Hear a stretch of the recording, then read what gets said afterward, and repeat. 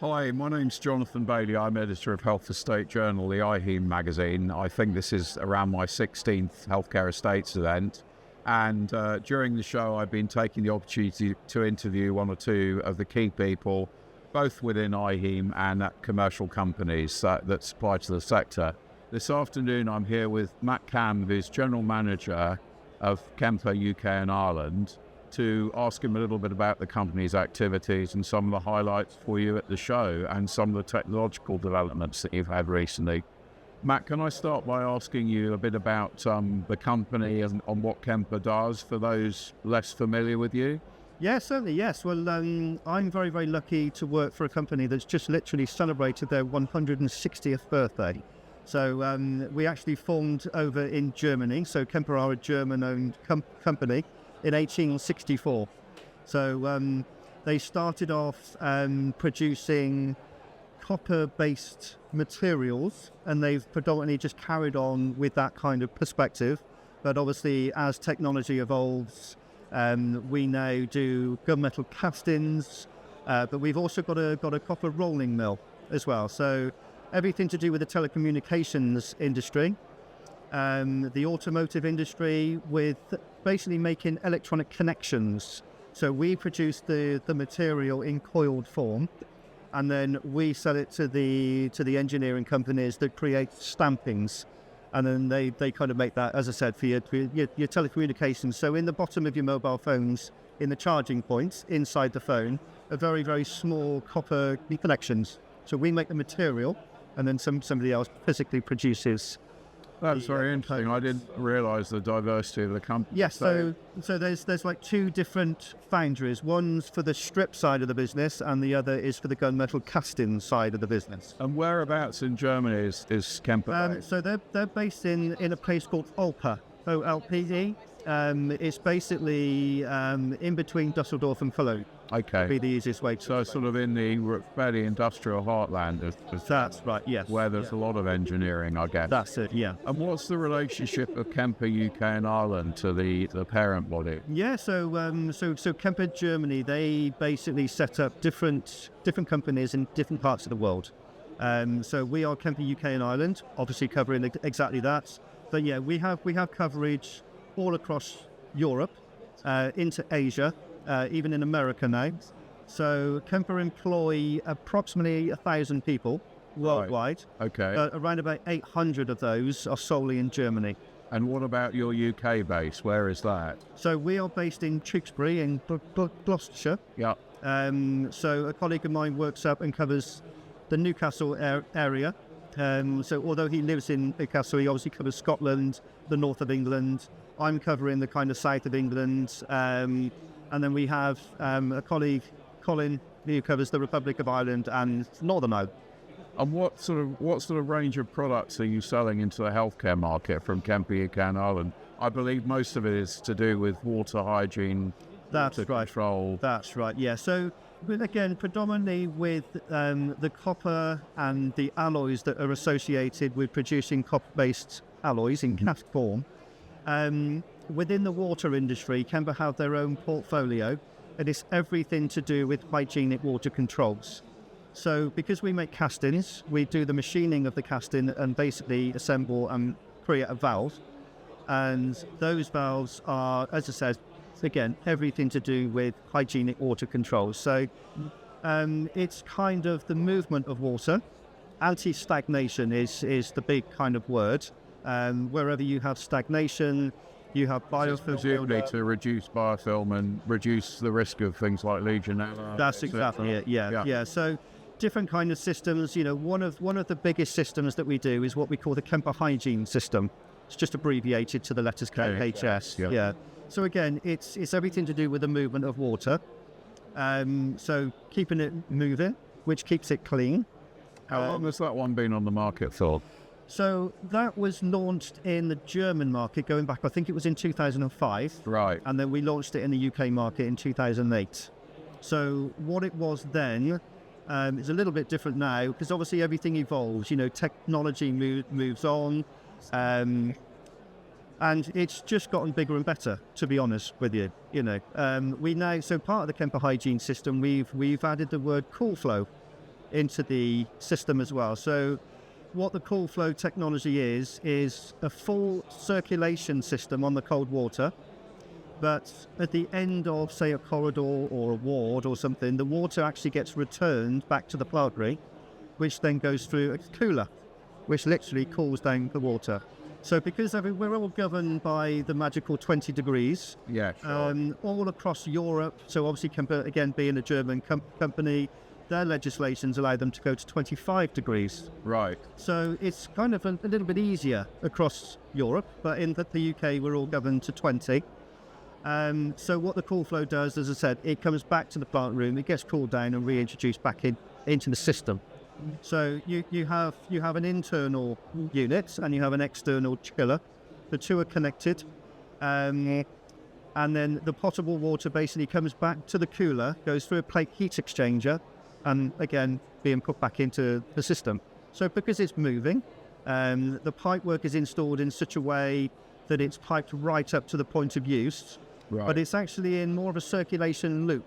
Yeah. So rather than just having a single pipe that feeds into, say, for example, a bathroom, kitchen, whatever it is, there's actually a moving loop. It's a circulating loop. So again, avoiding and has that system been a big seller for you? Yes, it has, yeah. What do you think, what particular attributes do you think have made it so? I think just generally, again, mainly within the healthcare side, everybody's looking at different either systems or different controls, something to eradicate the word Legionella.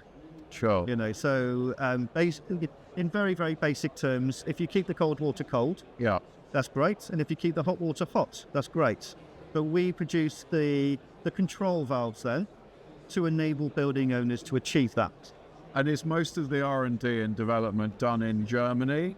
Everything is done in Germany. Yes. Yeah. So the way that they design a product, they would then test a product, and they would try and make that product fail over and over and over again. So again, with something like the flow splitter, which is part of the Kemper Hygiene System, I understand that they went through 50 million cycles to try and make the flow splitter not work. Right. So it is very exhaustive, very high-tech German engineering, typical German precision. Yes, it is. Yeah. So because everything is all about flow, different people, they ask questions about, does it get blocked up?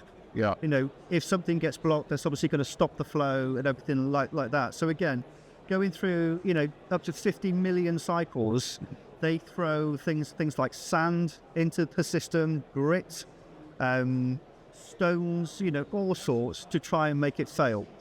And again, if it does fail under normal kind of test conditions, they'll go back to the drawing board. They'll adapt it. They'll either redesign it, so it doesn't then fail. So regarding different circulation cartridges that are inside various valves, it's the same kind of engineering technology that we use in other valves that's more recognized out there in the marketplace within, say, for example, the hot water thermal balance range. So it's similar technology, so it's known and we know it works and it's proven. How easy is this sort of equipment to retrofit into hospitals and to fit? Is it a complex task to do? And no. Do you have your own engineers who do this, or is it typically done under your guidance by healthcare estates, healthcare engineers? Yeah.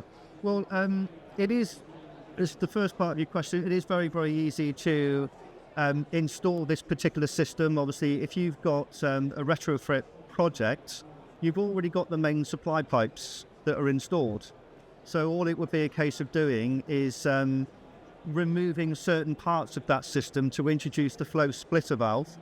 But at the end of the day, realistically, if you're going through a refurb project, you're probably better off to change all of the pipe work anyway, because otherwise you kind of got old pipe work working alongside brand new pipe work, and it could transfer different kind of issues to different parts of the building. So it is better to do that. So regarding the design, what very, very commonly happens is we receive a drawing from the consultant.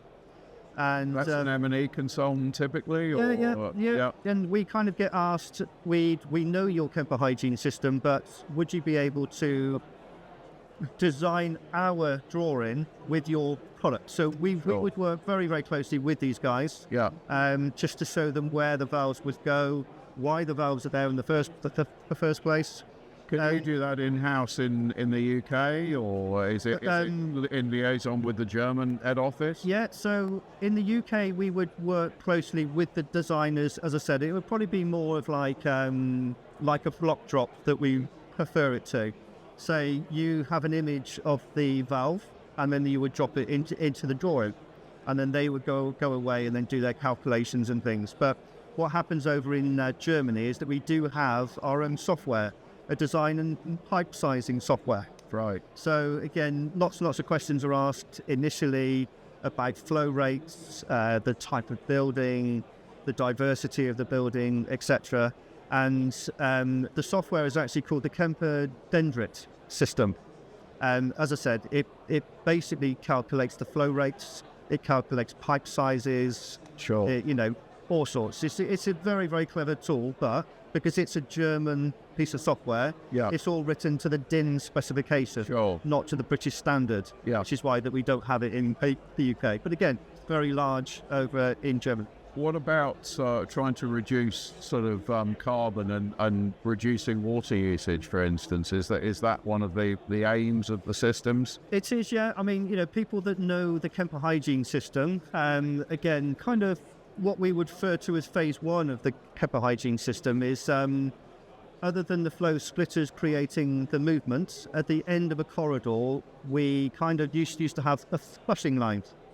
So the flush point, the flushing line, that created the movement of water. So in the event that, say, for example, that a hotel became unoccupied, then the flushing lines are completely automatic. So they were set up on either a time control basis, temperature control, or even by volume flow. So literally 8 o'clock in the morning for a couple of minutes, you could create a flash. So considerably reducing the risk of areas of stagnant water. That's exactly it, yeah. Where you're going to get potential issues. So, but of course, what happens with flushing water, we need to protect our water. We need to protect our water supplies and things. So again, as technology evolves, things change, things get better. And this is the whole point in introducing what we call the cool flow system. So rather than putting the water to drain, we're putting the water back to the plant room to be cooled, to then put back into the system. So again, from like energy efficiency, water consumption control and things like that, it's all about evolution, isn't it? Every product has got to start somewhere, and it gets better and better and better. Yeah. What about, are you showing anything else that's new or recent introductions at this event? We are, yes. So we have a brand new demonstration wall. The one half is the KHS with the cool flow. So the other half is now what we call the KTS, which is now the Kemper thermo system. So this is all about hot water controls. Right. Again, through energy efficiency and things, you've got to kind of store hot water at a certain temperature to be able to supply that temperature to the building, to be recirculated, to be balanced. And then within a healthcare side of the business, you have to return that temperature at 55 degrees. If it's a school or a hotel, then it can be returned at 50. Right. So obviously all the balance valves that are associated with that particular system, we obviously produce the balance valves. But the KTS system is part and parcel of the circulation of the hot water and the storage. We're now storing, it's actually down to about 62 degrees, whereas I understand a lot of systems, they're stored at 70 degrees. Right. So what you have like a primary heat source, so you can use a heat source pump. You can then add into solar panels, and then you can also, within the hot water tank itself, introduce heating elements. So that would be heated with electricity, So one heats it up to a certain kind of level, and then it kind of boosts it a little bit more. And you're showing this at on your stand. What's your stand number here? It's E24. We've actually got a prime spot right opposite the VIP lounge, and during lunchtime we have to suffer watching everybody eat, and we're all starving. But how's your first day here been today? Have you been busy? We have been busy. Yes, it's been a very, very good start. There's obviously stands around here that have people surrounding them because they've got things to do like darts or electric or something like that. But we're not rushed off our feet, but we've definitely met some very, very interesting people, and they're very interested because it's an engineered solution for combating Legionella. Yeah. It's not your normal kind of everyday thing. Basically, we produce something for a hospital that is never seen by anybody other than it plays an absolutely critical role. Yeah, because it's all in the plant room, or it's above the ceiling, or it's behind inspection panels, so nobody sees anything. That's different. So you're looking forward to the second day now? Yes, we are. Yes, hopefully it'll be just as good, just as busy tomorrow. Normally it's a little bit of a slow starter, but I think that's because of the party that's on. I think you're right. Yeah. But, so who are your main contacts? Are you mainly targeting consulting engineers, but also healthcare estates and facilities managers or healthcare engineering people? It's contacting as many people as possible. Like you said, it's from the consultants, it's to the clients at the hospitals themselves. If you've got an existing hospital, they've got existing issues. So we do get contacted an awful lot, saying, can you come and see me? I've got a problem that I've tried this, I've tried that, it's not worked, and then we can try and help them and assist them. But everybody's got budget constraints. When you go to a school, their budgets are very, very tight. Sure. Whereas a hospital's generally got a little bit. But healthcare, I think, is one of your major markets in the sort of UK and Ireland, I guess. That's right. Yeah. We predominantly kind of aim for the healthcare buildings. Yeah. But as I said, we do get involved a lot within the schools. We're actually specified on certain items for new builds with the schools. And if the school's not an actual new build, then a retrofit or something like that. They're always looking at such solutions. And how competitive is this sector in terms of other, if I say it, competing systems? Yes, of course. When you're looking at the hot water thermal balance range of products, we do have competition. And don't get me wrong, the competition are very, very good valves. They're very, very good companies. We've just got to go out there and prove that ours are either better in some way, more efficient, because we make the castings. Sure. You've got a kind of quality control. Yeah. To make a gunmetal casting without any porosity within the casting, you've got to use a very, very experienced company. Sure. Because there's nothing worse than making a valve and you fit it, you turn the water on, and all the water squirts out of the body. Because that's not a joint, that's an actual casting problem, So, we've been producing them since 1864, so we've done a few. Water safety has always been a major concern for healthcare estates teams, I guess even more so in recent years with some of the bad news stories that have happened with Instant. Do you think water safety groups have made a big impact in hospitals? I'm sure they have, yeah. They kind of have different frameworks, and I think one of the great things about it is that you get members of different departments. So rather than one, say for example the estates department, rather than the estates department having a problem, at least with like a frame group, they've got the problem that they can share, and then they can get different expertise, different advice, which then leads on to that if it was then going to be a new build, the framework can all get together, and as I said, it's like problem sharing. Sure. And if that problem can be shared, that problem can be halved. Yeah. Because you're involving so many more people. One person will not know about a system that Kemper produce, but somebody around that table will. Will do. And then it's a case of, well, have you heard about this system? Let's look at this or consider that. So yes, I think generally the frameworks are very, very good, great idea. Yeah, making a big difference. Yeah. Matt, thanks very much for chatting to me. Thank you very much for your time. I hope you have the rest of the show goes really well for you. And it's always interesting to talk to you because you've always got something fascinating on the technological front. Yes, there's always something that we're bringing to the table that's new. And water safety throughout my 17 years on the magazine has probably been together with fire safety now, have probably been two of the topics that exercise the minds of healthcare engineers most. Yeah. So thank you very much. Thank you very much again. Thank you. Cheers.